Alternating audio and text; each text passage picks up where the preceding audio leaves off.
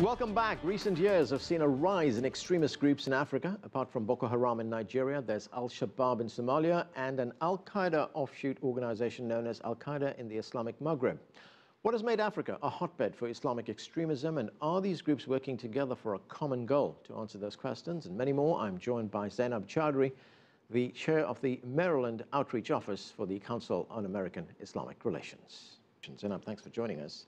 Thank you for having me. These three groups, main groups in Africa, do they have anything in common, or do they have a common purpose? From all accounts and purposes, what it appears is that they leverage Islam to really advance their directives, their agendas, and their goals. And it's really concerning because clearly the actions that they engage in are not reflective of the teachings of Islam.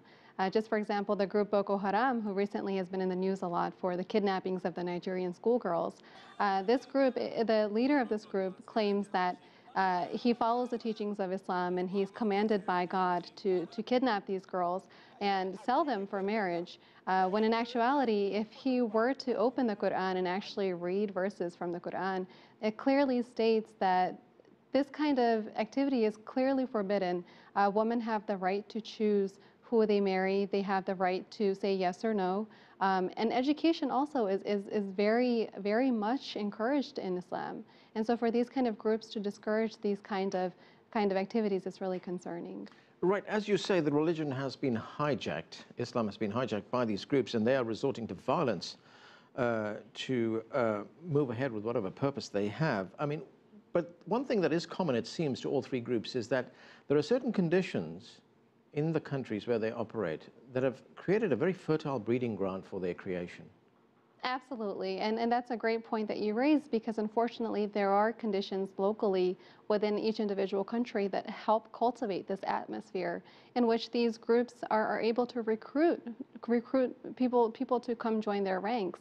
And a large part of it, I think, comes back to the government and the responsibility and the role that the government plays in making sure that its citizens are protected, its constituents are protected, and they have access to adequate resources to really make sure that their citizens aren't suffering from poverty or conditions that would facilitate groups like these to recruit the individuals to their ranks. Right, and the other thing we often experience about groups like these, extremist groups, is that they always have the loudest voice, especially when they commit spectacular things like kidnapping, hundreds of schoolgirls or carrying out bombing raids and stuff like this. And there's response in the West, in the United States particularly, then to tar everyone with the same brush. It's Islam, they do horrible things, that's what they do. And that's really unfortunate. We see that happen all too often. And it's unfortunate that, for example, the Christian counterpart to this group, Boko Haram, which is the Lord's Resistance Army, which is based in Uganda, it also is engaged in gross human rights violations.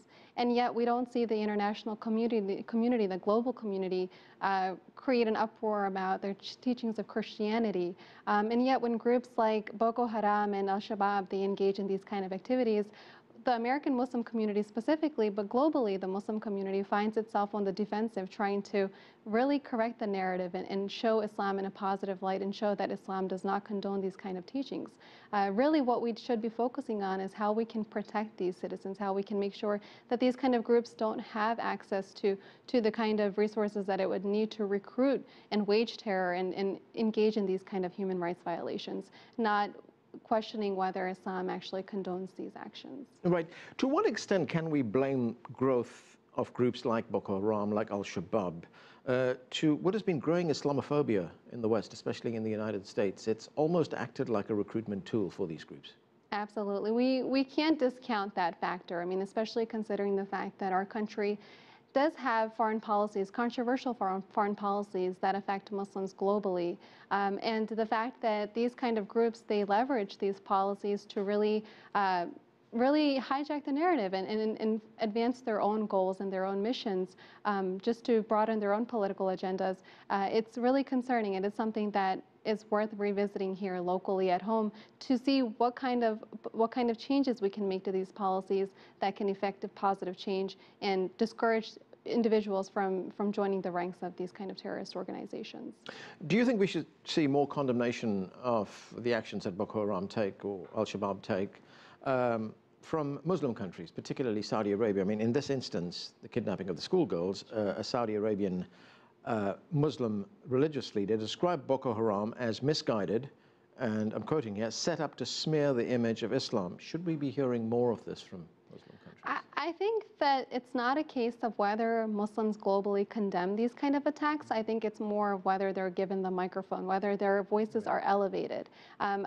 Especially because of the kind of work that we do, we hear condemnations from all over the world globally whenever any kind of terrorist activity occurs where Muslims are involved. Unfortunately, it's a matter of whether this hits mainstream media and whether this is something that really takes off. So it's really a matter of giving those voices a microphone and amping up those voices. I strongly believe that the best way to really to minimize the effect of the extremist minority is to advance or to increase the impact of the moderate majority. And that's where there are so many different factors that come into play that can really have an impact. Well, again, it comes to the point that the moderate majority is not going to be heard because the extremists, and whether it be religion or politics, always have the loudest voice. Absolutely, and unfortunately another issue that we have to take into account here in the West especially is that there is a vast multi-million-dollar Islamophobia industry, and this industry is intent on demonizing Islam and vilifying Muslims. And so unfortunately, whenever we hear of these kind of incidents that happen, whether it's abroad or whether it's locally here at home, the first instinct is for everybody to say, oh, well, this is something that Islam condones because Islam has been so demonized here in the West especially. So it's really incumbent upon everybody to really make themselves aware of what the true teachings are of Islam before they attack the religion or those who truly follow it. So you work for an organization that is working to change that perception of the religion. Correct. Are you losing the battle? I would not say so, actually. I think sometimes it's quite a struggle, especially the kind of challenges that we face on a daily basis. We are a grassroots organization, and we do hear all kinds of criticism on a daily basis, but we hear a lot of positive feedback as well. So I wouldn't say that we're fighting a losing battle. I think these kind of incidents actually energize the Muslim community to work even harder to make sure that we're correcting the narrative and we're making sure that we are the picture that has been painted of Islam as being this evil religion and Muslims being these demonic people who are here to take over the world is actually not the case. Let's get back to these three groups operating in Africa. Do we know to any extent where their support comes from, whether it be financial support or whether it be equipment or recruitment? Sure, that's a good question. Unfortunately, I can't comment on that myself. I'm sure that they have resources locally and globally. I'm sure that there are different individuals and groups who have a vested interest in making sure that these kind of organizations thrive, these kind of terrorist organizations thrive, and that's something that it bears closer inspection and analyzing. You mentioned this earlier, and that is the need for education about the religion and what it stands for. The perception right now of, say, of a group like Boko Haram is that, Boko Haram says we are acting within the tenets of Islam, which says that girls shouldn't have education, that we should not follow any Western practices whatsoever. I'm glad you raised that point. It's very important to differentiate between culture and religion, and I think that a lot of times the line between culture and religion is blurred. Unfortunately, especially in parts of the world where there is a ripe breeding ground for these kind of organizations, that line becomes even more blurred, and it's really important to understand the tenets of the faith versus the cultural mores and the values and the norms of the group of individuals who are engaging in these kind of activities. Islam clearly mandates that education is incumbent upon all individuals, regardless of whether they're women or whether it's a male or a female. The fact that these groups are saying that women should not go to school, that women should not become educated, they clearly either are not familiar with Islam, or they have not read the Quran, or they're just not familiar with, or they just choose to ignore that part of Islam to advance their own agendas. So what is an organization like yours doing to counter that? We are doing outreach. We engage in different diverse faith communities. We make sure that we have a platform where we can elevate the voice of the moderate majority and really educate people on what the true tenets of Islam are. Islam is a peaceful religion that encourages folks to be law-abiding citizens of the country in which they reside. Islam encourages people to be good to their neighbors. I mean, there's a verse in the Quran that clearly states that we were created in tribes to get to know one another, to learn to coexist peacefully. And so part of our work also entails working with the broader interfaith community to making sure that we are forming alliances and we're building bridges and encouraging mutual understanding.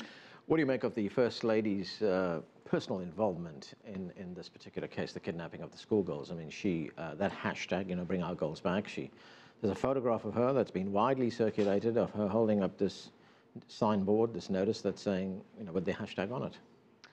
I think it's great that the First Lady is also getting involved in this campaign to really raise awareness and to encourage Boko Haram and extremist organizations like that to not engage in this kind of activity and to bring the girls home. And I think that's what all of us really want. We just want these girls to safely be returned to their families.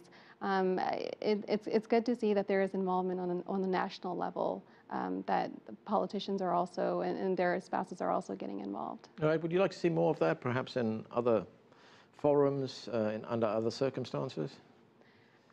I think whenever a situation like this occurs, the more people who raise their voices and really highlight the fact that, you know, this is an issue that needs to be addressed and places pressure on the government of the country in which this incident occurred, I think the better it is. It's really abominable, the fact that it took 3 weeks for the government of Nigeria to even, you know, bow to international pressure to really engage in some kind of activity that would help bring these girls home or really take this matter seriously.